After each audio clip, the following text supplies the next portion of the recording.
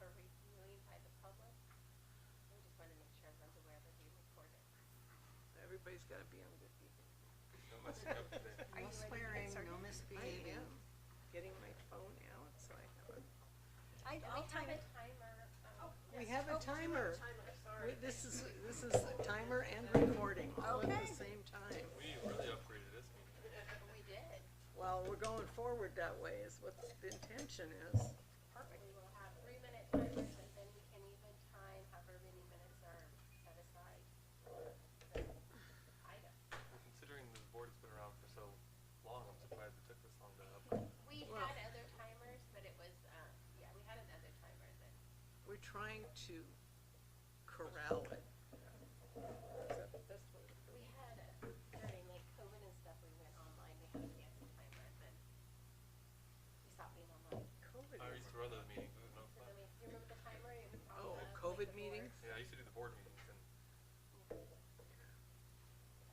Okay, so let's call the meeting to order. I have 1:04. Justin, are you ready? Okay, and, just, Dr. Miller just told us, but, we are being recorded, and the microphones are gonna be picking, and we don't have to touch the microphones. Dustin's got it all under control. We just have to look at little green polka dots. So,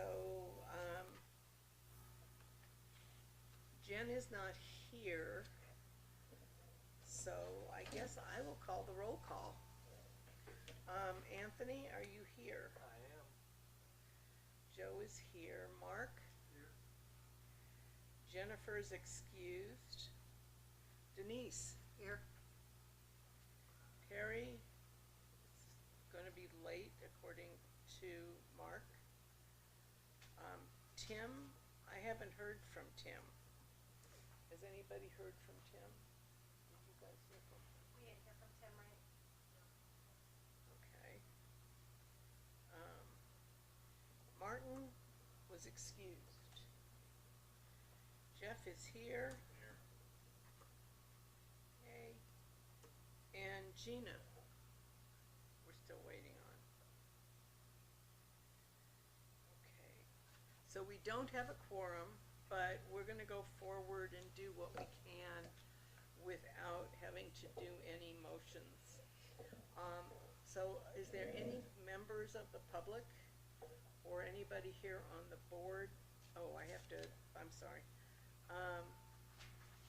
We can't approve the agenda. So is there anybody here from the public, other than the people that are coming to present? Anybody from the public or the board that needs to say anything? We're all just so right on it. Okay. And we can't approve the minutes from last time, because that's a motion. Okay.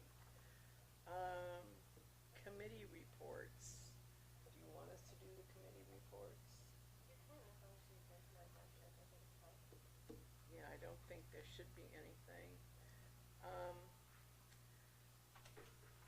Measure B, the meeting that we had in Mendocino after our meeting, or before our meeting.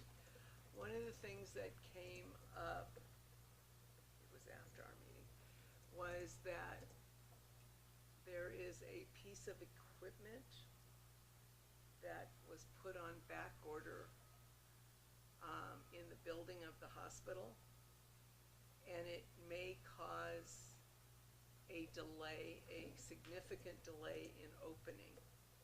And Tom Ullman was less than pleased, and he has asked that the I think the project director is gonna come and explain what's happening. Is that what he asked for? The project director from facilities will be there, and the construction manager will attend the next session.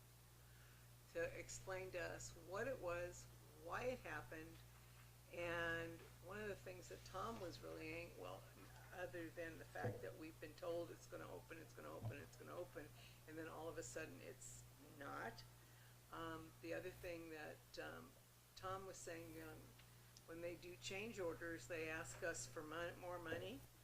So he's thinking they should be paying us for change orders. And I think he was pretty fired up, and if you've ever seen Tom fired up, he does pretty well in that department. So, that was the most significant thing that came out of Measure B. We also had, there's still a misunderstanding from outside the committee, this is my opinion, that people do not understand that those dollars are earmarked for specific things. And even if you're doing work in behavioral health or substance abuse or anything like that, that we can't just say, oh, somebody came and was asking for money in public comment. And they didn't understand that it's not something we can do. That was a measure that was passed by the voters, and it's specifically earmarked for the things that we're using it for. And I've been making a big point of, and for those of us on this board, when people ask, about Measure B, you tell them what we've accomplished, because for some reason people are not hearing it. But this person thought, oh, Measure B has money and they can give us $3,000, and you can't do that. So, but the Measure B meeting was, it was in and out, and except for that one bombshell, that was it. The RFP, wait for the rural health. Oh, yeah. The RFP for, are we saying who it is that we? The RFP for substance misuse treatment services. Okay, I'm blank. Measure B, there was a vote, you guys voted, to whether or not you guys would support, the use of Measure B dollars, to go towards an RFP for substance misuse services. If you remember, that was earlier in the day. You guys spoke about that at this meeting. And then, at the Measure B meeting, there was a conversation regarding, putting out an RFP for Measure B dollars to be used for substance misuse treatment or services.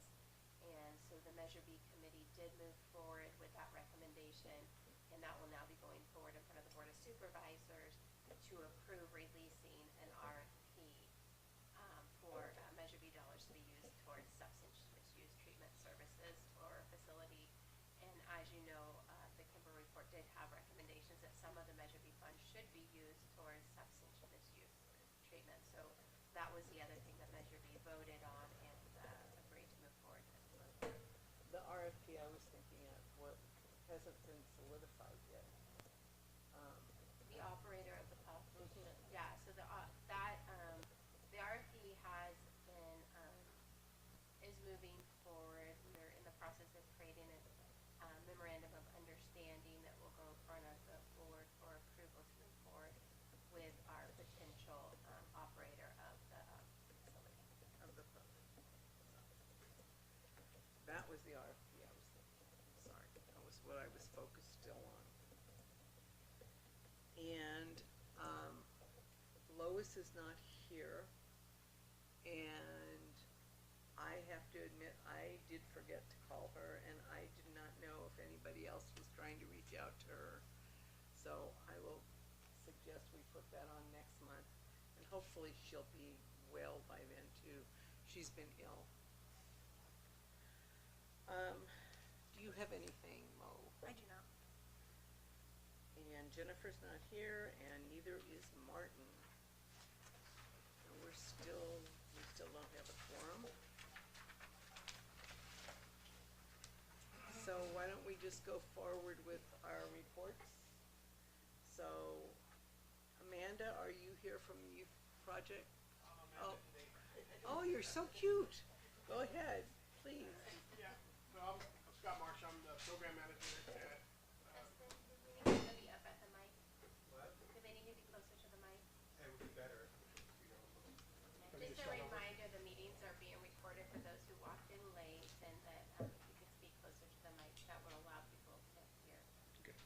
start over. So I'm Scott Marsh. I'm the program manager at Mendocino County Youth Project. I'm here in place of Amanda Archer. So quick success stories.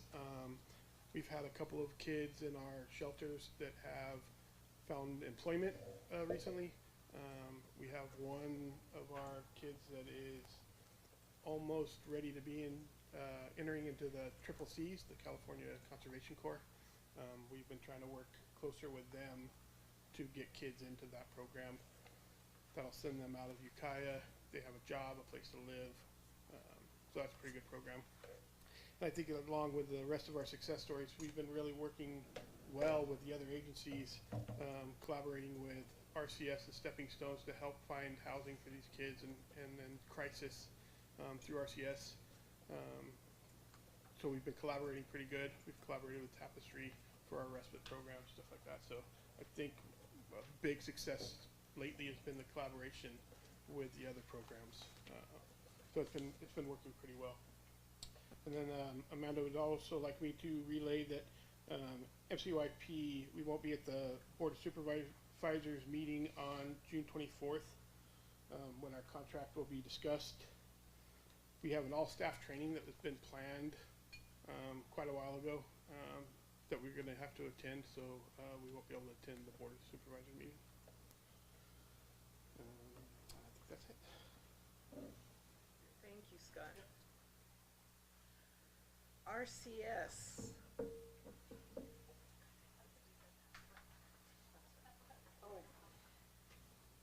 Good afternoon, Jolene Treadaway, Chief Clinical Officer for RCS, joined by Kristen Bogner, our PQI Director, who's going to hand out our reports.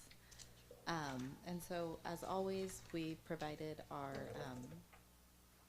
service data for the quarter. This is new, right? This is the first. So we've changed some of the language, especially when we're seeing clients who are terminating their services without progress, and we changed the language in there to reflect more strengths-based, indicating that they left services without, with progress remaining unchanged. Thank you. And we have also really enjoyed working with the Youth Project and Scott, and have seen many of our TAY clients transition to housing, and so we have openings in our TAY programming, both in the independent living apartments and at Gibson House. So we have space to serve more kiddos there, or youth. I don't know. And that's it.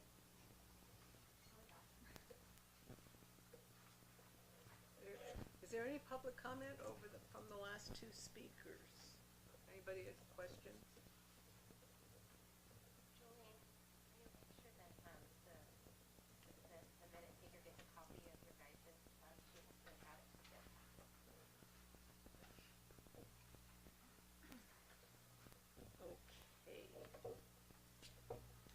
Tapestry. He never looks like Kendra. I never look like Kendra. I'm listed as Dyson B. My name is Brian Erickson. I'm the Operations and Development Director at Tapestry Family Services. And as we're closing up this fiscal year and going into our next contract, I actually wanted to share kind of where we've been as an agency, where we are now, and where we're going. I can definitely speak personally from the nearly 5 years that I've been at Tapestry. When I came into the organization, we were small and we provided services only for youth inland. So it was mainly the Ukiah and Willits area. We had about 100, 115 clients, teetered between 6 and 8 therapists and rehab staff in addition to that. If you fast forward a couple of years to 2002, when Tapestry decided to open up to providing services for all ages, including adults, we expanded very, very quickly, opened up another office here in town, so we had 2 offices, and saw upwards of 500 or 600 clients in a year. You come to today where on our roster for therapists, we have 26 therapists, and we're expanding with additional ones that are going to be joining us this summer. We have currently 24 rehab staff who are providing services to all of our clients, and that number is expanding in the summer as well. We're probably expanding that by another 5 or 6 over the next 2 or 3 months with people that we already have in line with start dates ready to go. And currently we're seeing over 1,000 clients in the year. So from this fiscal year, we've seen over 1,000 clients. Expanding our services out to the coast, really expanding the services that we provide in the outlying areas like Laytonville, Leggett, Covelo, and then also offering different services. I've spoken here previously about our HEROES program, which was very, very successful in changing the dialogue about mental health within our community. And we're still in the process of finding additional funds to be able to continue that program because it was such a success, and be able to expand that into the entire county. So there's a lot of amazing opportunities and things that are happening. We're definitely growing. Today I think we're at 75 or 76 total staff. When I joined 5 years ago, we were 23. I was the 23rd person. And we've had a number of great people who've come and gone, but we have a really solid group of people who we're actually able to recruit to come to our community. I know that that's been a big issue in all fields, finding the people who are licensed, trained, who want to come to rural communities, and we've been very successful at doing that. I know that our colleagues have been working on that as well, and they've been doing a wonderful job. But I wanted to share that there's a lot of great things that are going on and a lot of great opportunities moving forward. Any questions? I have one. You said you were expanding your offices in Fort Bragg. Did you guys indeed open the second office? We did indeed open our second office where we're providing parent-child interactive therapy. And it has, I believe we've already started seeing a number of those clients in that building already. So we have the second office in Fort Bragg. So 2 offices in Fort Bragg. We consolidated our 2 offices in Willits into one larger office, and that's going really, really well. And we have actually just recently hired someone who's going to be a therapist based out of our Willits office, who's going to be providing services in Laytonville and Leggett and Covelo as well. So there'll be more outreach to those communities and be able to meet them where they're at, as opposed to having them have to come in for services. Any other questions? Thank you, Brian. Thank you.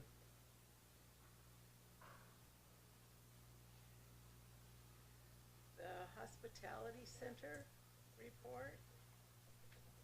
Hi. Hi. I'm Paul Davis. I'm the Executive Director of the Mendocino Coast Hospitality Center over in Fort Bragg. Currently, in our specialty mental health program, we are without therapists. We're recruiting for therapists right now. We are working with some clients as a second on some of our partners' cases, doing patient navigation, making sure that they get over and get assessments. And we're doing some care management and rehab work with them. The Wellness Center continues to have a throughput of about, somewhere in the neighborhood of 125 individual people a month coming through, doing groups, getting other patient navigation services and some homeless services there too. We have helped, I believe, 21 people in the last 12 months get housing. A good portion of them are in the specialty mental health system receiving services there, so that's been good. We're seeing more people on an employment track recently, so we do have programs there to help you get employed. We've helped 6 folks get employed in the last 6 months. A couple of them are actually working for us at our shelter, which is good for them. And yeah. Questions? Are you just having difficulty finding therapists? It's always been a struggle. So we had 2 therapists working for us, 1 fully licensed, 1 associate. Our fully licensed therapist had been there for about 7 years and decided that she wanted to hang her shingle. She was kind of wanted to get into private work. And the associate that was working for us, she completed all of her hours for the cohort that she was working with at our place, and moved on to somewhere where she could work with children, which was the next phase of her hours acquisition. So it's hard over in Fort Bragg, but we have ads up and we're always looking.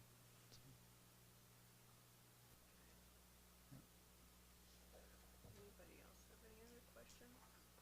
Concerns? Thank you.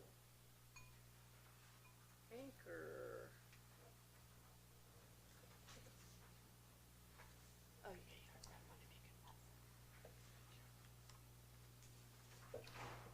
Hi, I'm Sarah with Anchor Health Management. I did, which wasn't on here, but we did hire 2 new psychiatric mental health nurse practitioners. One's, go ahead. Can I, what's your last name, Sarah? Walsh. For the record, thanks. Sorry. One started a few weeks ago, and one will be starting in the next few weeks. For our medication support services, we continue to offer timely appointments. Most of those appointments are kept within the time frame that's set by the state.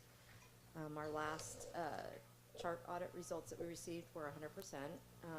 And then we also have about 66% of our meds only clients showed improvement in their highest ANZA score, which is the adult needs and strengths assessment.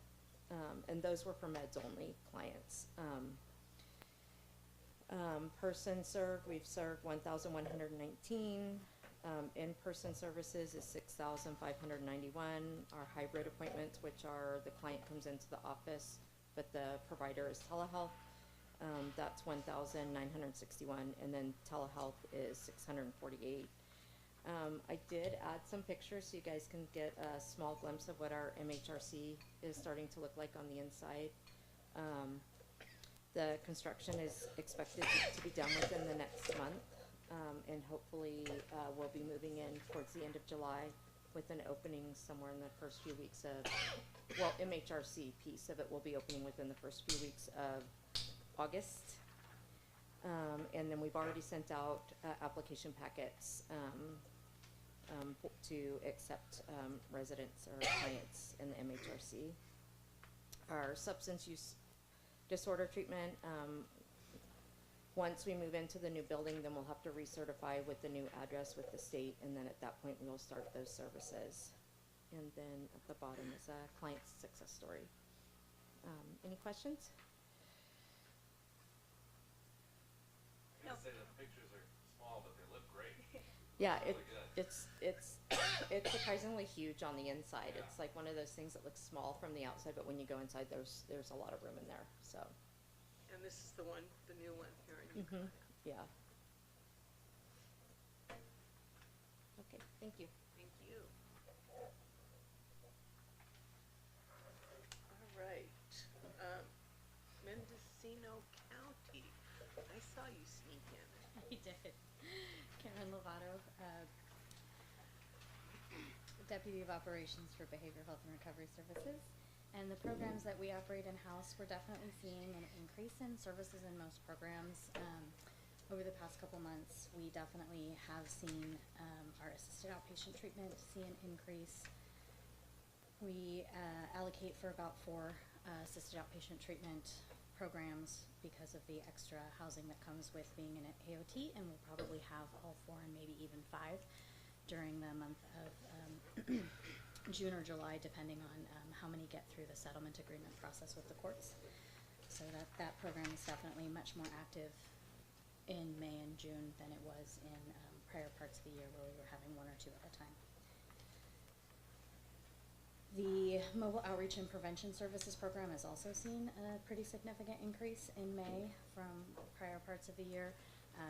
That program is going into the community and helping engage folks who are needing additional help connecting and navigating resources, and don't necessarily need a assessment. It's more of helping them connect to what's appropriate and getting connected to those outpatient services in the cities and or community-based organizations in towns.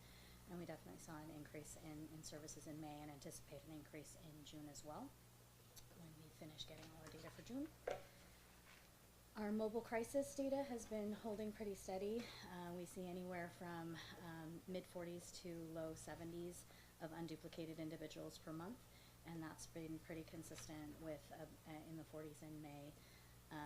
And of those, we look for really linking people to appropriate services voluntarily, and then we monitor our involuntary detentions from that, and they continue to remain pretty low.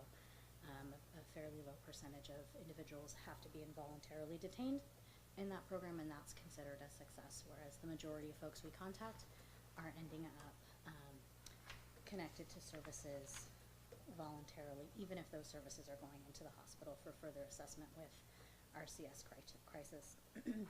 So right now, only about, let's see, only about 5% are resulting in involuntary hospitalization. The remainder are either voluntary, or there's a small percentage of about 2% that are unable to locate. The rest are either resolved on site or connected to voluntary services. Our jail discharge program is also starting to see an increase. We had a decrease in services for a while, just some difficulty connecting with folks at the jail, and that has definitely improved with some of our collaborations, and we're starting to see a lot more folks connecting with us for establishing their contacts after release.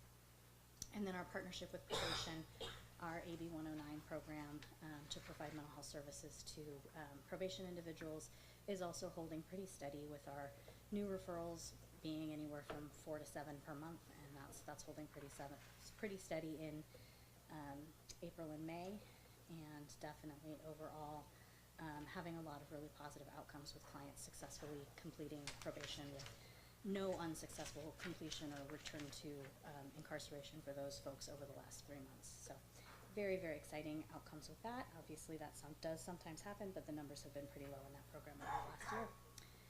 Any questions on any of those programs?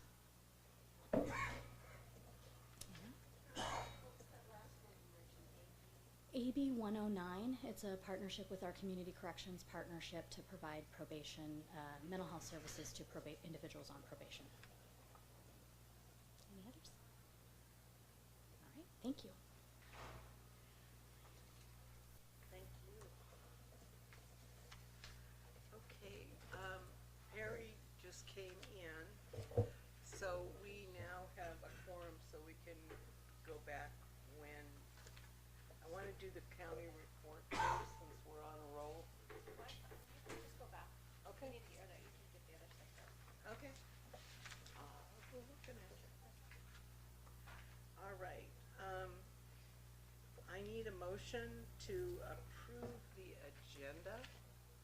Make a motion to approve the agenda since I was late. I second it. Anthony. Okay. All those in favor, please raise your hand. Any opposed? Okay. Alrighty. We need to approve our minutes from the last meeting, and you would have had to be at the last meeting to not only approve or second or vote. And do I have a motion to approve the minutes from last meeting? Okay, do I hear a second? I'll second. Okay. Any changes or problems, any comments having to do with the minutes? Okay. All those in favor, raise our hands. All opposed? And I have to abstain. we don't have a quorum of people that can vote for that. Is that a problem? Well, I could vote for it. I just should abstain, I wasn't here. Well, that's why, what I'm saying, you weren't at the last meeting. Right. So, She can still vote for the minutes if she wasn't here, as long as she read them. Yeah, Alright. just for the record, it's called Robert's approving rules them is in gonna kill me, substantial but- form. It just I- means that- okay, that I you did not approved know, I'd before. never heard that before. Yes. Then I'll vote It's yes. called approving them in substantial form, just if you've read the minutes and assume that they are correct based on your knowledge of what minutes look like, it's okay. Okay, Okay, so, so I'll approve. Jeff, I'll approve. okay, yeah, all right, and, okay, so the minutes pass. Thank you. And I never heard of that, so thank you very much. All righty, we already did the reports. So now we get to move on to Dr. Miller and the county report. Alright, so, the director's report is in your packet. If you guys have any questions regarding that, I'm happy to answer them. You will see that this time of year, there are a lot of contracts that will be going in front of the board for approval, and so that has started. On June 24th will be the big special mental health contracts, which we talked about here twice. Those 5 contracts will be going forward in front of the board on June 24th. In addition to a presentation on the healthcare collaborative, will also be going forward at that same time. And so, just a reminder that that is moving forward. And so you'll see that those contracts will continue to go through. There will probably have a couple of contracts that might go through in July. There's always those end of year contracts where at the last minute we have to do some additional dollar amounts because placement took in additional people and then it ends up going over their contract amount. Usually those are our placement contracts because we never know when we're gonna need to conserve some money, and then of course those placements are emergency placements and then people need to be immediately placed, so they're not sitting in a hospital bed waiting for placement. So I think we may have 2 that will be going forward in July that are placement contracts that we needed to increase the dollar amount for this year for those places.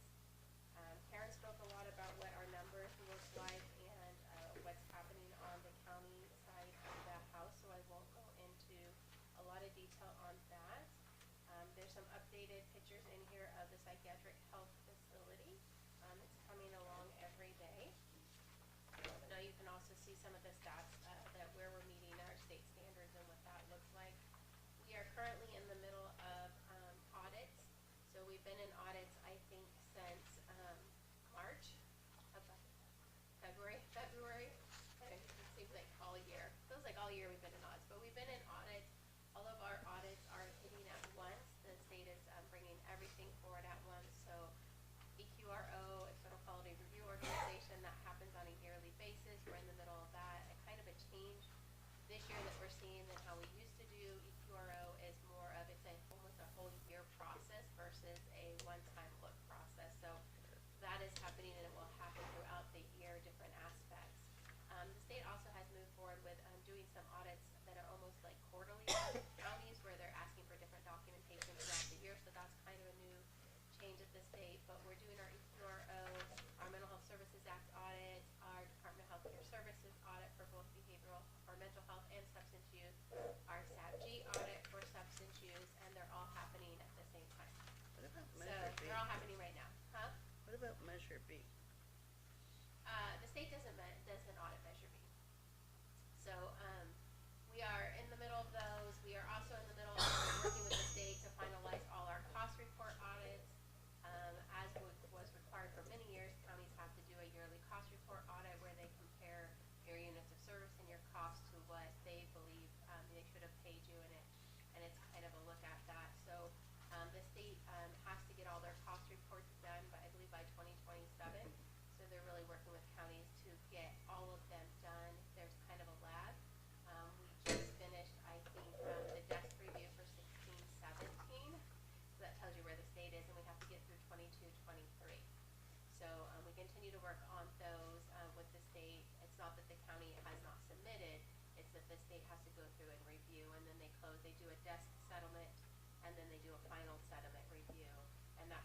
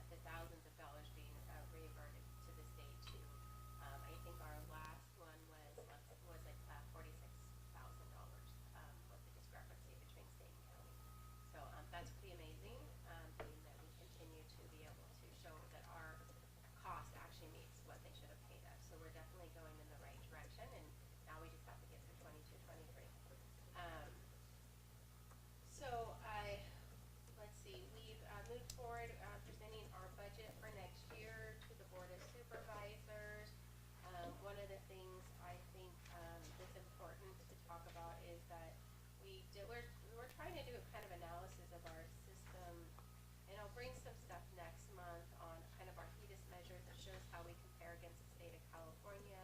We're above the state average of 50%, so that's good. And I'll bring that document so you guys can see. I'm trying to get the 23-24 HEDIS measures from the state, and then we'll be able to see 22-23-24. Hopefully we'll have them by the next meeting, not the special meeting, but the next regular meeting. But we've been looking at some of that 10-year review to see where we were 10 years ago, and that's looking at 13-14 to 23-24 to look at where were we in 13-14 versus where we're at in 23-24, and just some big things that we were able to show that we're serving a lot more people than we were back then. So we've seen a large increase in the number of people being served on a regular basis. The number of services we're able to provide to people has really increased.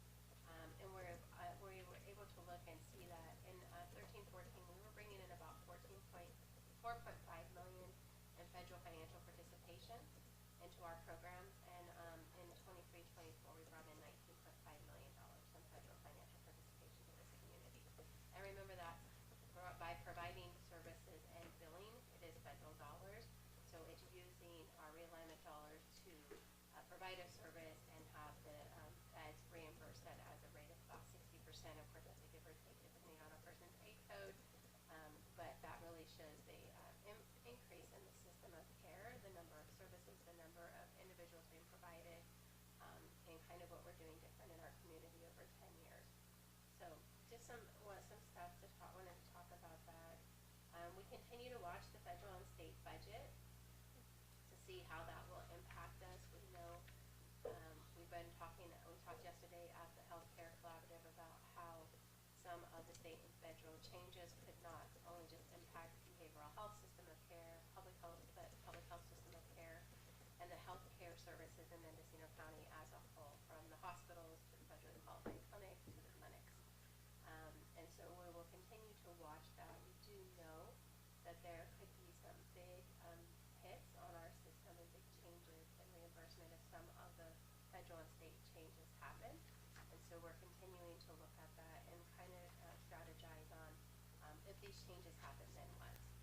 And how do we work as you know, collaboratively on some of these changes, and what are some next steps? So we'll continue to watch that. We do know that some of these changes could impact the individual who we're serving. It could impact the federal reimbursement we're getting in this county to provide those services. And it definitely, as we're watching people that have a UIS, an unsatisfactory immigration status, between certain age range, could lose their Medi-Cal, at least in California. And so we are definitely trying to watch that, because it definitely is an impact on our system, and it's an impact for this community.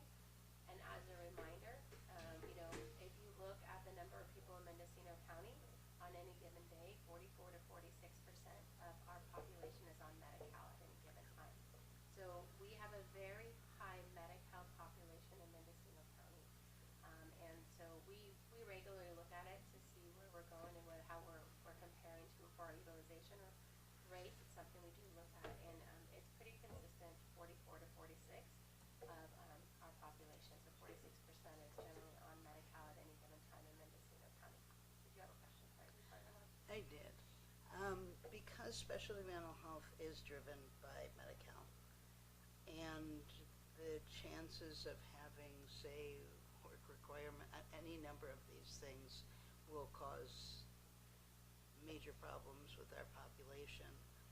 How are we dealing with budgets, and the hospital has already been talking about, I know just from talking with people working there, I know doctors' offices are talking about it. County, this is a budget. How, is there a way to offset, to enter into, because it concerns me that this entire delivery system is based on specialty mental health, and that's going to take a hit possibly. And if it does, number one, how do we serve that population? And number two, how do we maintain levels for contractors? So there isn't a way to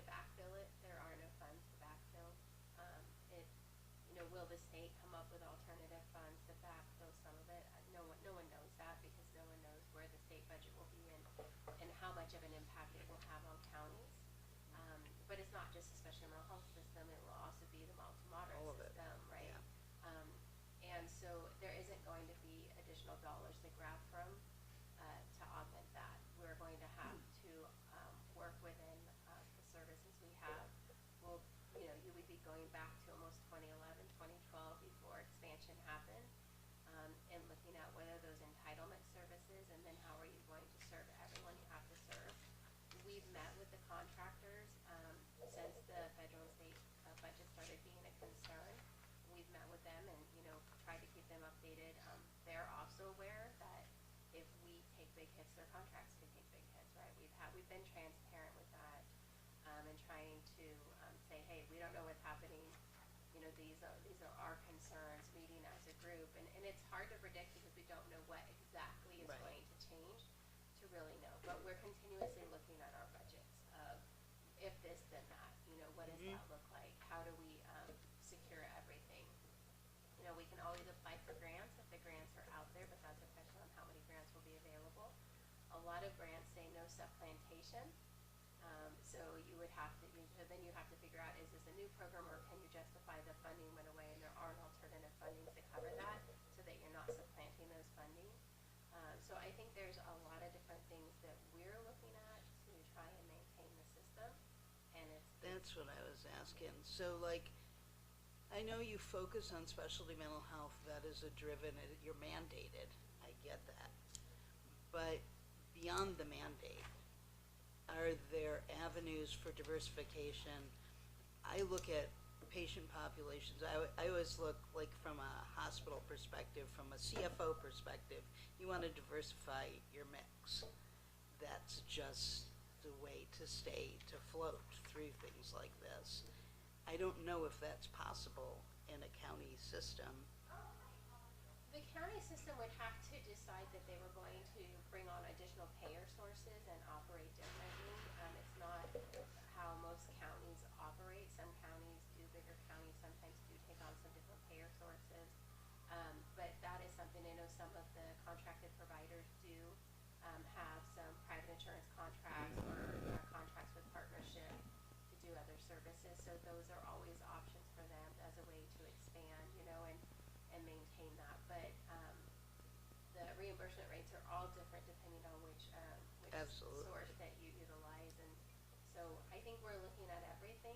And I think that, I think that the clinics and the hospital, I think we're all looking at what is this potential impact and how do we not impact our community? How do we soften that impact if we can? So I think we'll know more once we're 100% sure what the state budget is going to be for sure, because I know that there's stuff legislative did not agree with the governor, and then there's stuff the governor's not agreeing with the legislators, right?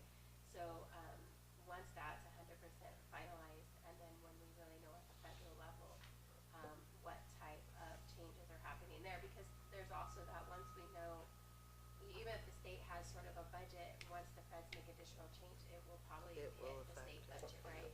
So we're going to see possible domino effects over several months potentially, right? And that's what we're preparing for.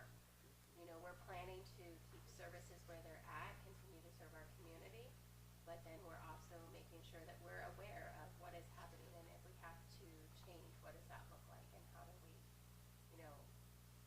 do the best we can without impacting clients and their lives. And the work obligation, that was not that's something we'll have control over because it won't be in the behavioral health side of the house. But it will obviously impact people's potential enrollment in Medi-Cal and the asset limits and a lot of the other And workforce too. workforce, yes. Yeah. Basically, we're in uncharted territory. This kind of thing has never happened before. I wouldn't say it's never happened. I would say that to this degree, probably not. And I would say there's new things. Like there's never been a work requirement that I know of for Medi-Cal. There's been work requirements for other services, like CalFresh and stuff, right? But not specific to get Medi-Cal. So that's a newer, that's a change. We lived in a world, prior to Medi-Cal expansion where several people did not qualify for Medi-Cal, Yep. right? So they didn't get the level of services they have today. Yep.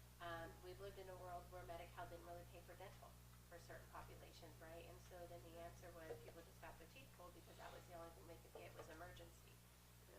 So it's not that some of these things we haven't lived through in the last, 17, 18 years. It's just not best health Not outcomes. And now it's all confluence of coming kind of this, at yes. once, right? With looking at, going to UIS, unsatisfactory immigration status changes, possible dental changes again, possible federal financial participation cuts, possible poverty levels going back from 139 or 138 to 100%. So Yeah. there's a lot that it's more of like, the FFP has been different at different times in the years, right? The poverty level was different. It's just that it's all now kind of, we've built up this system, and a lot of people depend on it, and now we're looking at taking it away all at once potentially. So it's big impacts. The places that it concerns me is we have a lot of people that are conserved, and we have people that is Medi-Cal driven. They're changing the asset levels to 2,000. I mean, there are a number of things that could impact us in facilities that we are building or just have built, and our staffing. We have a lot of things that it could impact us with. I think there's a lot of things, right? There's a lot of things. I know there's a fight on the asset level, so hopefully, it won't be 2,000. That's what we're hoping. And so I think there's a lot of moving parts still, and hopefully, we'll continue to watch it. But yeah, anything could be impacted, and you look at those individuals, if they're conserved, is there going to be a work requirement, and what does that look like? And we know that some of it can be voluntary, but what does that look like? So I think it's uncharted water on some level, and then some of it's going back, 10 years ago, right, to a world we had, and what does that look like? Yeah. And it's happening all at once. So federally and state, we're continuing to watch those budgets. We'll continue to watch those changes to see how and if they do impact our system. Nothing is guaranteed yet, but we are at least have it on our radar, and we'll continue to watch that. And we'll continue to meet with our providers and have updates with them so that we can talk about the potential changes and impact should there be any, and then how we as a system wrap around individuals so that they don't get left behind and as we see changes in our system. So we'll continue to look at all alternatives, and we're always looking for grants and different ways to serve our communities. We continue to watch the legislative updates. There's a lot happening. It's really interesting. In the last couple of years, we've seen a lot of legislative changes at the behavioral health level, both mental health and substance use. It's good, but sometimes I think we miss the mark a little. But it's good to see that it is a focus, and will continue to be a focus. Update on the psychiatric health facility. Joe gave a little bit of that. There is what's called a switch gear, and I did not know what that was, but it's pretty much your control panel like you would have on the house where all your electrical goes It's like a to. circuit It's panel a circuit on board, yeah. steroids. Yeah. So it's a whole room. It's where all the electrical hooks into the whole facility, and of course this facility has multiple types of electrical with solar, electrical, generator, and it is a part that is on back order. Our technical assistance people that we have the grant with the state through said that we are not the only facility. There are multiple projects they're working with people that have stuff on back order because of the economy and just things that are happening coming out of COVID still, some of the tariffs, but there's a lot of projects that are also getting hit with these back order things. Yeah. So we are working with facilities on an update. So we had thought it was maybe going to be done at the end of 2025. It's looking more of sometimes 2026. We then thought, I think last time I gave you guys was February 2026. It could end up till May or June of 2026 with the back order pieces. They're hoping not. They're trying to, last update I got is they're trying to do everything they can get done that doesn't impact that, and then they just have to put that and hook it all. So they're really working to hit our time frame there. And then it is if anyone's had to get licensed, this can be like a 4 to 6 month process. We they always say they're gonna be quicker, but you have to assume about a 4-month process from the time the facility is done to get, certified by the state to go Medi-Cal. And then, of course, we'll be looking at other certifications. So that's a little bit of update on where they are with the psychiatric health facility. Staffing on that? How is that? I have not, the contractor is working on that. I know that, they have some ideas and, last time I knew they were looking for some different individuals. So I think they don't wanna staff up too quickly, cause you don't wanna No. pay people for doing nothing. But just a plan. Yeah, I think Just- they do have some plans. They have 2 other facilities, not local, but 2 other facilities, and I think they have some thoughts and plans. Will we be able to hear more about that plan at some point? Yeah, I think Over at the some year. point we could ask them to come speak. I think they'd be more than happy to do that. They are a good, company and, they are willing to, why we chose them, was that they were willing to work with us and not say, no, this is corporate policy and we can only do what corporate allows us I would to do. hope so. We're paying them. Yeah, well, but but other people were like, no, we don't do this and we won't do this. So I asked, will you bill Medicare? They said no, the other option. And I said, well, we need, and this company said, yes, we're willing to work and learn how to do whatever you need from Mendocino County. So we really wanted a provider that's willing to work with us, and so that's why we went with that provider. Okay, but I would definitely be interested to hear what their plan is at some point sooner before they. I think it's still being fleshed out, right? We still haven't, we are still putting the MOU in place with them, and then, but I'm sure they would be happy to come speak. Joe mentioned it during her, report at the beginning of the meeting about Measure B, the public not always understanding what's happening. But, all of the financial documents and all the progress updates are on the county website under Measure B, so it's I a know. really transparent process. And at the last meeting, they did talk about having an update. You asked if they were gonna do an audit, and so that, they are working on that process as well, There's so. been a 1-page audit. That is my question. Well, That was all. Dr. Miller, I don't wanna talk about it here, but yeah. Okay, well, I was I trying to get answer it. the I know question. that it's all readily available on the website. Measure B is pretty tight as far as monies goes. They're keeping a really finite eye on that. There was what I would say, Terry, in your question, there was, an audit done, and then there was an audit committee established to review. And I don't wanna speak for Measure B, cause I'm just one member of the 11 members, so, but I can tell you that there was a committee that, an ad hoc committee that worked on reviewing, what they want out of an audit report, and that committee came back with recommendations, and, now they are working with, the county audit, the outside auditor that the county uses to work on getting, the. $43 million, yeah. Or upwards of 50, yeah. But, yeah. So that, they're working with that auditor to get a contract in place to do additional audits on, Measure B. Thank you. I think you're done at this point.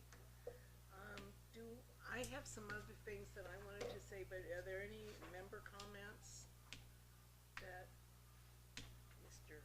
Mark? Excuse me, I have a couple comments. The state behavioral health advisory board training is this Friday. Hopefully everybody got an email. That's pretty awesome. Thank you. And then, I don't know if I should do this now, but I'm gonna go ahead and do it. There's always conversation in the public. That's what we're supposed to be doing. And I wanna share some conversation that somebody in the public put into the Anderson Valley Advertiser.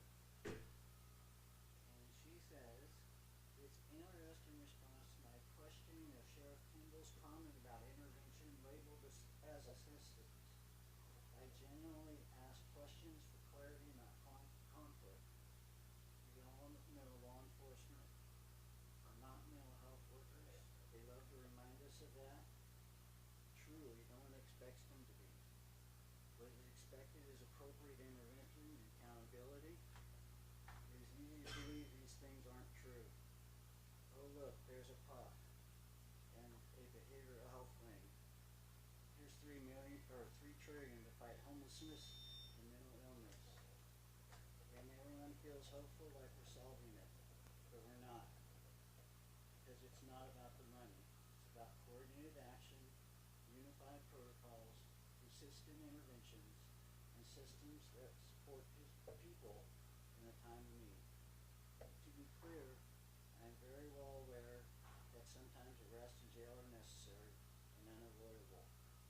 You would not believe the amount of people whose loved ones have been arrested for having mental illness because there's no intervention as someone deteriorates as we all wait until they commit a crime, and that is just wrong and is not public or personal safety. I don't throw bricks. If I did, I'd hit someone in the head. Instead, I build with them. Each one anchored in place by my own hands. In this conversation that's been going on for a long, long time, this person has been here and shown up and shown great interest in what we do. They've worked for several providers. I've had a couple of go-arounds for this person myself, but what they say is kind of true. The conversation about intervention is true. The sheriff, I think I've seen him once in the 2 years I've been on this board. It's been kind of my goal to get him here again for whatever reason. He should be part of the process, I think. I think we should have integrated care between the health unit and jail. People don't talk about that. That's what she's talking about. I talked about it as realignment, or thought about it in my head as realignment. And the conversation about throwing bricks came up because I said that for me as a board member 2 years on, when it's hard to see when you're getting bricks thrown at you, when you have so much information thrown at you, when there is two sides of the conversation. A lot of people don't read the Anderson Valley Advertiser. A lot of people want certain parts of the media out of their life for their own emotional health, and I completely understand that. But just because you do that, you can't say they don't exist in our world. They do, and we have to integrate these people. We have to integrate the Anderson Valley Advertiser.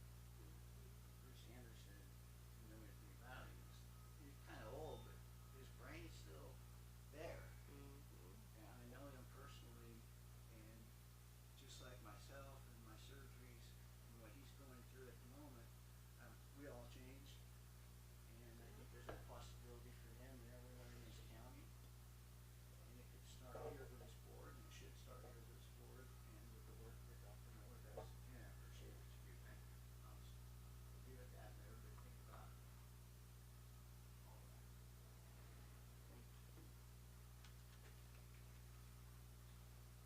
I have a little something. I got to participate in a training with RCS last month.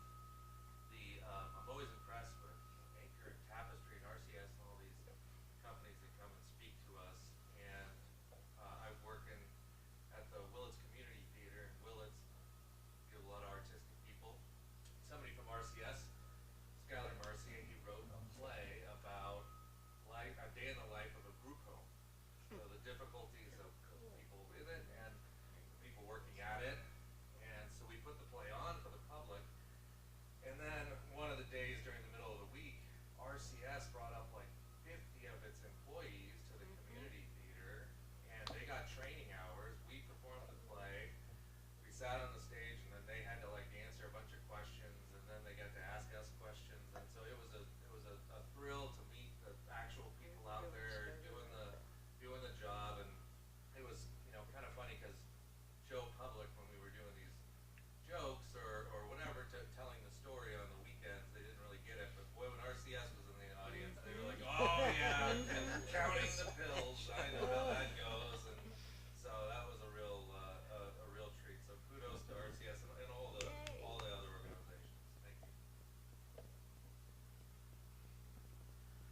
Anything else? Barry? I just had a question. I love Skylar. That was a fabulous. He's been working. He did that a while ago. That's great that I didn't know they did it in Willits. I would have definitely gone. Um, I had a question about another person in Willits. There was, I don't know, I just read newspaper accounts of an account with a police officer, a person who was escalated, who was a mental health issue, and that person died as a result of that intervention. And I was just wondering how we're doing with CIT training and that kind of stuff. Just, So, I can't speak for all of law enforcement because, they would need to speak about their own CIT trainings that they do. I do know, the sheriff office still does CIT trainings, and I know that because, they rent out the training center for CIT trainings. We have, recently been, talking with the sheriff about, Karen and I are CIT coordinators. We're certified with CIT International to be CIT coordinators. And there is a big CIT training that happens yearly, and people come in across the whole United States and from other countries. And so there was a conversation with the sheriff about we've tried to get other law enforcement to come with us, and so we were able to work with him on possibly getting an officer, sheriff deputy or two of his to possibly participate with us on that. And so we're hopeful. We also have been wanting to do a train the trainer, so that we have individuals in our own county trained to do the That training, would be so that we don't perfect. have to bring in individuals. And so they really want it to be post-certified so that they can actually get credit for it. It does require certain, like a psychologist and stuff, or certain degrees. And so we've talked that I would be willing to get trained and work with them if that's what they need to be the mental health person, and then get a law enforcement expert to work with me. So we've been trying to work on additional things, but I know at least, I can't speak for the other ones, and it's not that they don't do them, because I don't want that to be the message. I don't know what they all do. I do think when the sheriff does them, that they open it up to anybody to come. That's been my understanding. So I can't speak to the numbers. But I It know there just are some concerns happening. me because we give law enforcement a fair amount of mental health dollars. I mean, Measure B is just put in a mental health wing. And I just want to make sure that on the street, they're at least trained in these types of things, so that they're not, there's other methods of de-escalation than a taser. And I just I'm wondering if there's a way to make that a little more of a that there's a tie to dollars or something to get law enforcement more trained in And I think this. there are a number of them trained. I don't want to speak for them, so, because they don't have their numbers. So I do think there are several that have gone through training, and I know that I got positive feedback from families who said that they had an officer or a deputy go out and they had the CIT pen on, and they were amazing with their loved ones. Perfect. So I've heard good feedback on that too, and I do think, my experience with law enforcement agencies I've worked with and the different officers, I find them very compassionate, and I think that they do want to partner, and they do really care about the individuals they come in contact with, so. But I think one thing is maybe we ask them to come speak about, the way that their own agencies work with those who have mental health stuff, because I think we really need to hear their voice, and I think that would be an option. That would be wonderful. I'll put that on the list. Thank you. I was hoping that the service providers would maybe be able to integrate, like you said, if they come here, they can hear their side, you know what I mean? And just that conversation starting will be like a training in itself. Yeah, I think Yeah. a lot of them, I think there is, I think most of us will say, there is a lot of different meetings we're in together with law enforcement.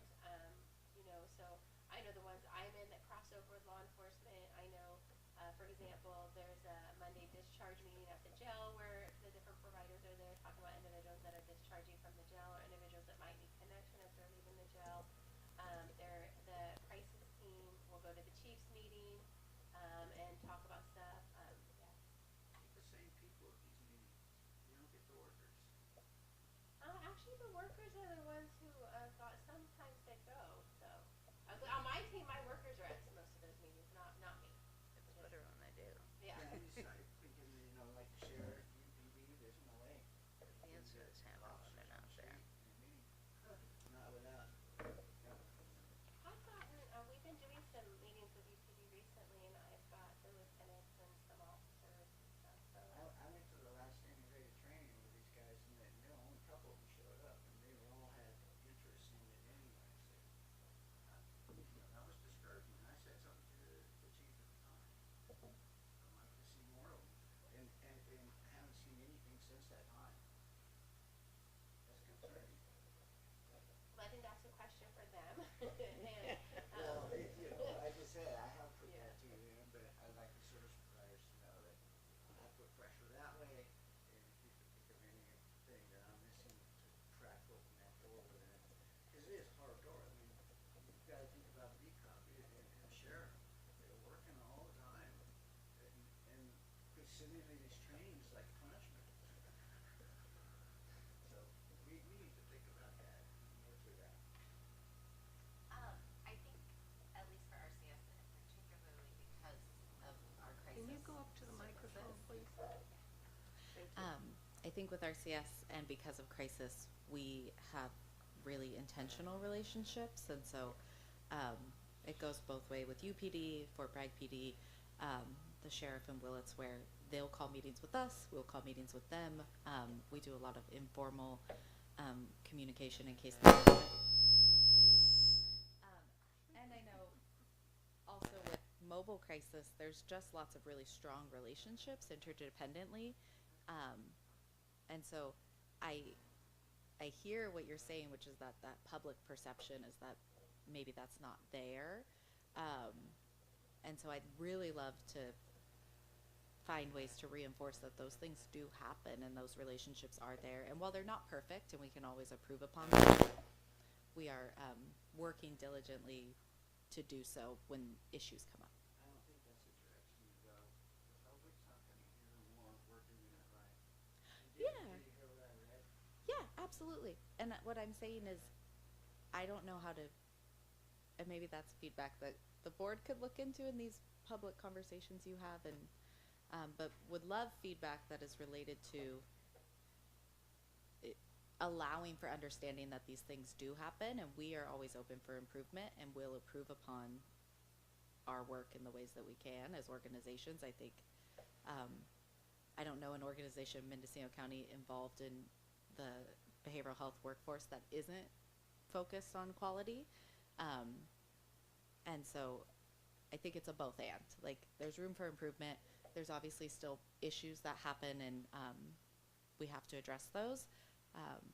But there are things happening behind the scenes, so I just wanted to say. The other thing that I've noticed is in this county, our services have gone higher. They're getting better. People are communicating.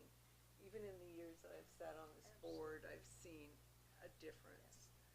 And the other thing is, to the article you read, Mark, the one thing that people forget is that all of our clients, patients, our people that we're trying to serve have the option of saying, no, I don't want it.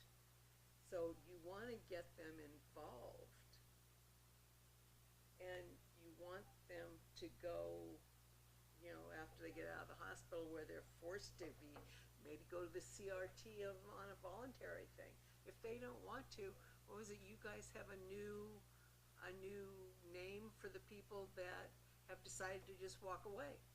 And there's nothing you can do about it unless they get 5150 or 5250 or conserve. And that's the hard thing, is because we see somebody having an issue make them do what would be best for them, what we perceive to be best for them. And that's like going to counting pills. You're saying, yeah, we want somebody to take their pills, and they don't. So that's the biggest thing. And you know, if the world was perfect,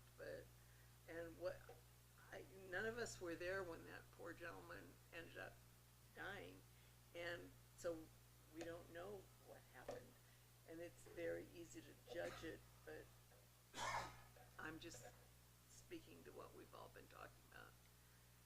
I just want to circle back because I asked the question. There are a number of, I think that there's a tremendous amount of communication among providers. My question was specifically about law enforcement. And I was just, it's for safety for them as well as for the patients, the clients.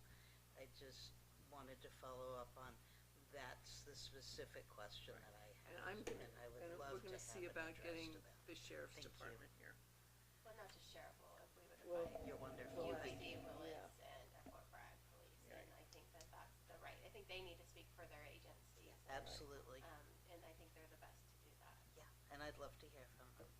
I want to clarify what I was saying. I'm not dissing on our services, as you know. No, I know.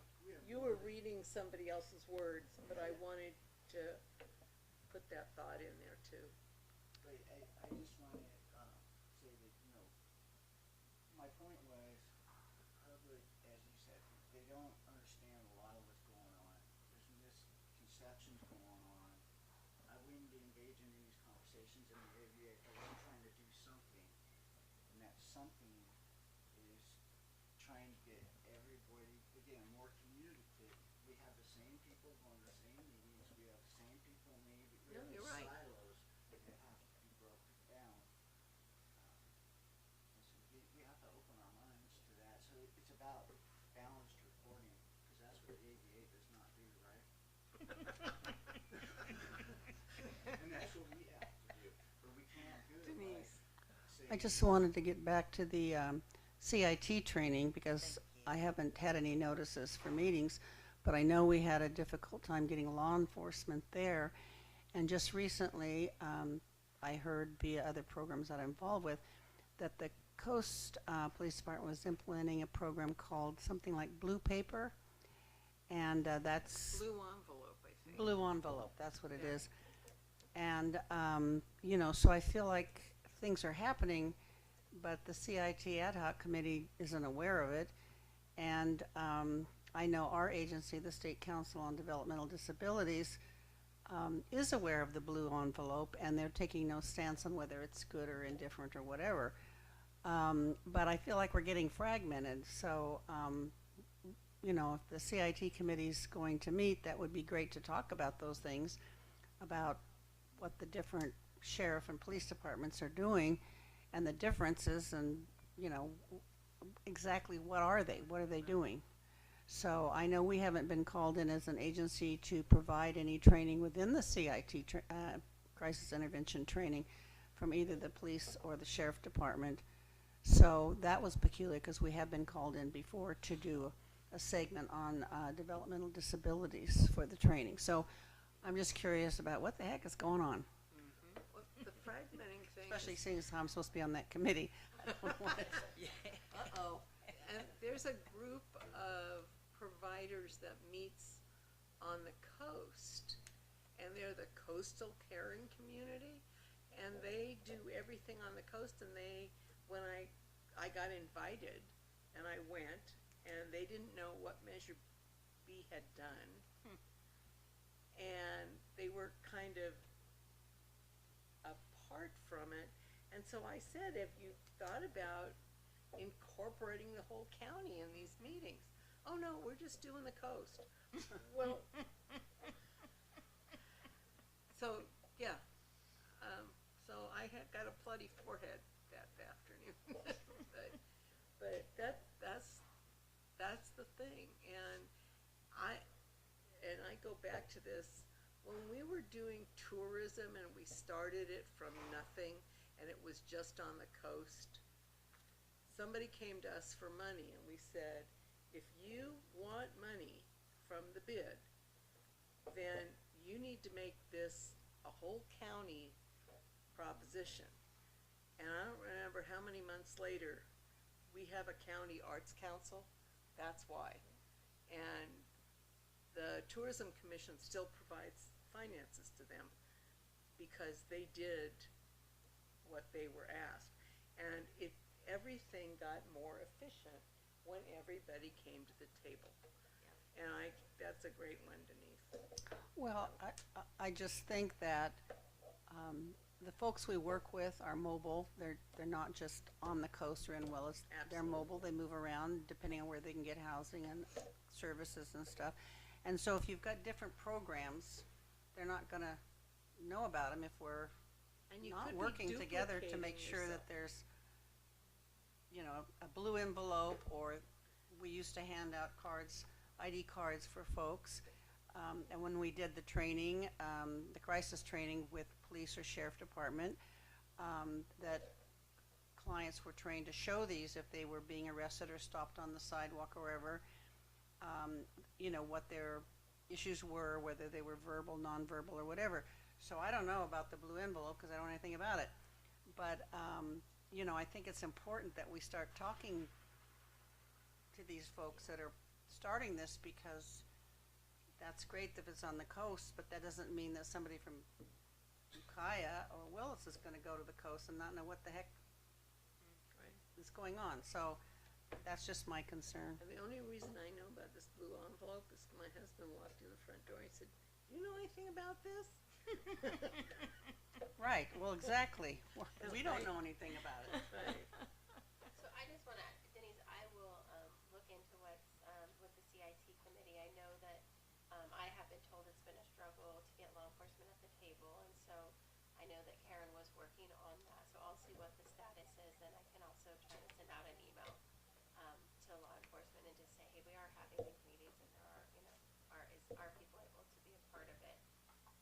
And see where we go from there. I think it's important to have CIT locally. I would like to get, you know, that's my goal, to get in-county trainers, so we're not paying $15,000 every time we do a training, because we have it local. too And then it expensive. really focuses on our local issues and our local businesses and services and clientele, right?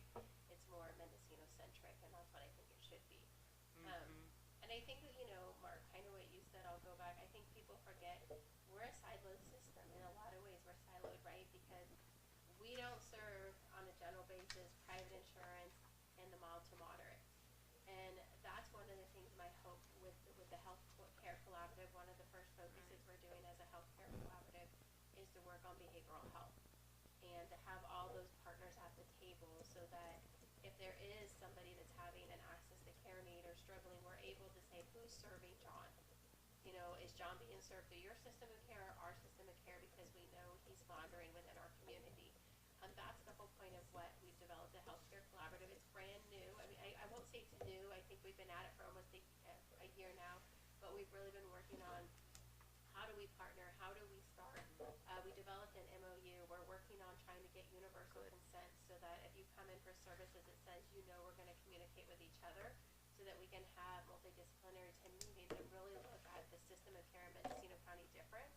And we started with behavioral health with a plan to expand it to physical health, to really have it as a system, so that the federally qualified health clinics, the hospital partnership, behavioral health people, public health, we're at the table talking about not only just client care, but what are the health needs of Mendocino County, right? Yeah. What do we need to do different? And so it's a new collaborative that we've started. We'll be at the board on the 24th talking about this collaborative that we started, where we're at today and where we're going. But I also think what people forget in the moment is that 4,000, 5,000, 10,000 people that are getting served every day, that they're not seeing. You know, I think sometimes we see certain people and then we think no one's getting served. And the reality is there's a lot of people that are getting served. And that one person that's not being served shouldn't go unserved. So that's not my point, because I want everyone to get services that need them. I also know not everyone wants to work with us all the time. But I think that sometimes what gets lost in the recognition of all of the providers in Mendocino County, and I'm talking about the clinics, not just specialty mental health, is there are a lot of people on any given day that are getting services in our community, and there are still a large amount of people that need think that's, if, you know, that's that, how do we connect that, you know? And how do we get those messages out? It's hard. I don't think it was, I'm medically in about 6 different systems. That used to not be allowed, right? And I only do that because I do it myself. But there should be somebody, at one time I had somebody that did that for me. Yeah. A care coordinator. Yeah, you know, it's through VA. And it shouldn't be that hard. You know, we have these silos, we're a small county, you almost know everybody, you know, and these 6,000 people, same thing. All the people refusing services, same thing. In fact, those are the people I know the most on the street, because I was on the street. And, yeah. So it should be just matters of phone calls and people. Well, I think we gotta get to that point. Well, I think the health collaboration is going to change when we get it to where we want to where it's easy to say, hey, does anyone know Joe? Is he getting serviced anywhere? He's currently homeless. This is what we know about him. Who's seen him? Who knows him? Who can serve him? And then what services does he need, right? So really taking part of this, moving it differently. It's something that's not being done in other counties that we know in California, and But it's it not needs to something that we've ever done in Mendocino County. Question that last Yeah. Friday at the state training. Anybody else is doing stuff? I don't think you'll see it because what gets in the way, and which is where we're working on, is HIPAA, right? Yeah. Oh, we can't communicate, or we No, can't on this and we can't on that. And so that's what we're moving away from. What we're moving away from is really creating business associates agreements, putting consent to treats in place that say we're part of a healthcare collaborative, really trying to break down those barriers to, so that we have more collaboration as that. And I will say, I think there's 26 agencies that are at the table every month working on this collaborative. So you need like 26 different consent forms. Well, no, because as long as they sign one that says we're part of the collaboration, and in the back will say, here's all your collaborative partners, it allows you, it breaks that ability to talk. Now, if you're talking ROIs, we can do a joint ROI with all 26 partners also. So there are things that, You're talking future though, that's not happening today. it's not happening, but it's in the works right now. I'm just saying, we could go right today, the workers hearing this, you know, enlightenment. I wish we could, but then you also have, 26 county councils or 26 attorneys that have to all weigh in. We will get there. I mean, I'm not concerned that we won't make it. I think we will get there, and then hopefully in the next couple of months, this gets completely rolled out and we are able to do what we want to do. I mean, I'm just impressed with where we are at right now today. I'm just saying, you could throw that little into the training, you know? They throw it into theirs, like hustle the consent forms. This guy's dying, or this guy's 50 not gonna make it and blow his brains out, right? They have it down, and it's not that hard. It's one person at a time. And it's just conveying that idea to people, that's all. I just wanted to say that I have never perceived that there's been a lack of care for people. I think you do treat people, and I think the continuity of care has always been the issue. And I think a universal release is a brilliant idea for being able to collaborate, because there are ways around HIPAA, and you are coordinating in a medical profession. You are bound, you are bound between a doctor's office and a hospital function all the time. We can all do this, and I think it's fabulous that you're doing this. I think that's been the major hole, and I think that will make a huge strength for the for the county. And kudos, beautiful. Thank you.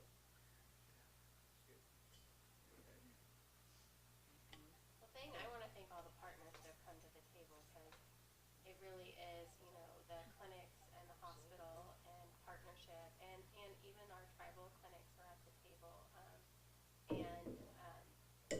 and everybody wants to see this happen, and they're all on board. And so it's a community approach, and it takes all of us to come to it, and everyone's on the same page of doing something different and really breaking that barrier of, you can say all you want about HIPAA, but we all know the moment you throw it out there, everyone sees HIPAA different, right? Even if you're like, you can technically talk to me, well, my attorneys say no, right, or whatever, right? We're like, but HIPAA says, we all hit those barriers. I hit those barriers, and stuff. So that's the barrier I'm removing, right? Let's like, we know what HIPAA really says, and then how do we protect everybody till we get to that point that It we really stop having says. barriers? And this is the way. Yep. That's where we're moving, to remove those barriers and be able to, as a healthcare community, sit down and have an MDT as a group about somebody at all levels will be the first time that I've seen it done really in a county, and to be able to say, okay, we know someone is not succeeding in our community. What are we going to do differently? And I want to get away from it's not mine. Yeah. Because that's what I hate. You get in a room and they're not mine, they're not mine, they're not mine. Well, okay. Well, they're all of ours. That's This right. is our community, right? Yes. So we're going to solve it as a community, and that's the cool thing that I've been really excited about. All the partners coming to the table and really wanting to have that health outcome in Mendocino County. And so I'm just appreciative, literally, of all 26 agencies that have come to the table to say, yes, we want to be a part of this change. So Janine, can I get that so that there's not going to be, that it is an omission of crisis if someone is homeless and substance use addicted, that is not a criterion for crisis, that is chronic? Maybe we could solve those kinds of issues. The hope is that, yes, someone who comes in regularly, it is going to be, hey, we're going to bring so-and-so to the group and be like, okay, who's treating so-and-so? Because sometimes you don't know what agencies they're connected with, right? Or they go through But a if crisis we all work and together. then it's like, hey, we work with so-and-so, here's what we know. Are they currently accessing services at this clinic? Or if not, how do we get them connected? And what are the services they need? And really creating that Good to Know Mendo website that we've rolled out with. One of the things every agency did was fill out a full kind of detail of here's what we provide, here's the clientele we serve, this is the number, the ages we serve, this is the health insurances we take. So really creating a map for the county too, for people to log on and say, I have this, who can serve me? And so we're working towards that too. I did have to think about bringing this up. It's not No, gonna we be actually tomorrow. we just had the time to talk Just remember, about it's not Right. gonna be tomorrow. Denise. Okay. But, We'll do it after anyways. But Okay. we'll talk a little bit, like I said, at the Board of Supervisors meeting on June 24th. Some of the partners will be there. All right. So, that was actually a good conversation. So what I'd like to bring up is our next meeting is the 23rd of June, and that's our strategic planning meeting in Fort Bragg at Harvest Market. And, Is it the 23rd of June or the 23rd 23rd of of July? June, next So Monday. it's Monday. Yes. Next Monday. Yeah, it's a start, it's I our had it on my strategic calendar planning as meeting. Monday, And and then I we thought it all, was a we all mistake. weighed in on it. You were there. Yeah, no, I had it for the 23rd. I Yeah, did. so that's not a regular board meeting, that is our strategic planning meeting. Yeah. And you got All right, I gotta nobody put who it back warned to where you? it was. Right in the middle of my week, Anyway, which makes it's a it difficult. 4-hour meeting, and they're gonna provide lunch for us as well. That's the one in Fort Bragg. That's the one in Fort Bragg. So this Monday I was trying to get it off, but I'm not gonna be able to get that one off. I have two projects. You're the on. boss. I'm the boss, but I have to be there when the project starts, so. Okay. So, if you're not gonna be at that was the other thing I was gonna bring up. It's been a little loosey-goosey on people attending. Nobody's, calling anybody necessarily. Perry, I'm not trying to put you out, but, well, I'm not picking on anybody. You're the bad kid. But what I'm asking is that if you're not gonna be at a meeting, to please let me or Elsa know. Because, like you told Mark you were gonna be late, and we were partly into the meeting, and he goes, oh, Perry's gonna be late. So, How do I get in touch? well, that was the other thing. We just passed out, did you get one? Contact list, yeah. The contact list, and those contact lists are for our board only, they're not public, cause they're our private Right. information. And so, you should keep that with your stuff and be able. Well, I have all that, but if I wanted to call, if I'm gonna be late or I'm gonna miss, you want me to call you, or you want me Or to call Elsa. Elsa? So how do I get in touch with you? You've got my contact information With there. Elsa. And Elsa, it works for, I think Dr. if you Miller. use the admin line, which is the 472. Just the admin line? Okay. If you call the 472-2355, 707-472-2355, you'll actually get the administration, and that's answered by a couple different people. So if they're away in the room setting up, someone else will answer it and be able to take the call, make sure it gets relayed. Okay, just in case, because sometimes if you're on the road, if there's something that comes up that's a landline, somebody's there, I can get, okay. Yes. I just didn't know who to call. no, and that's the thing, and, you know, and go ahead, Elsa. Say, so far we're not attending, or Anthony and Jeff, is there anybody else? Or you're not coming. Jen will not be here either. Jen will not. No. I think she said at the last meeting. Mark, I'll take So you. do we need a quorum? Oh, Martin's taking you. No, Yeah, that's right. we We don't would need need, a form to make any Either way. decisions, though. right.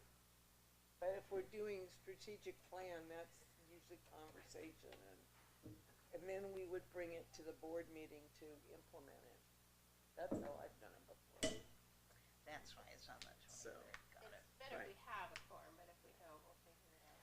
and then, Are you going? Huh? Are you going? I'm sure. I'm facilitating. Just don't beat me up. No, you. okay, the other thing okay, so the roster is private to us. The next meeting is the 23rd, and our next board meeting, is that the 16th of July?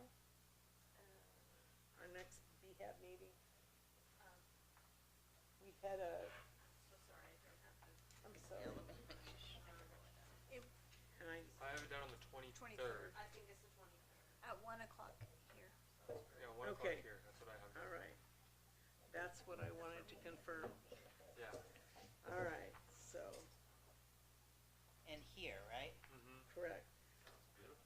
And the one after that is August 27th in Redwood Valley at And 10 that's- a.m. In the Yeah, morning. and that's with Measure B. Yeah, so we've been trying to have our meetings here because it doesn't cost us anything. So trying to help with the county. And I can go to Costco. Whatever floats your boat. Anyway, Win-win. so is there anything else that anybody,